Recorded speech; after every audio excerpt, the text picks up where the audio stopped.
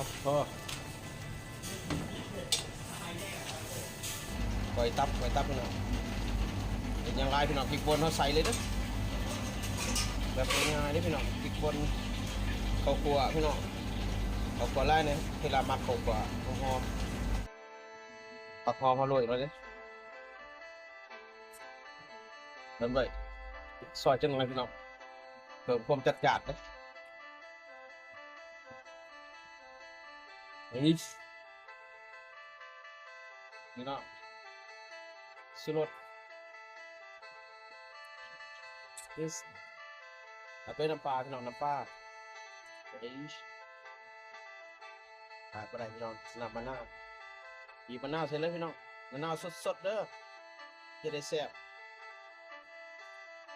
เดี๋ยวปากเด้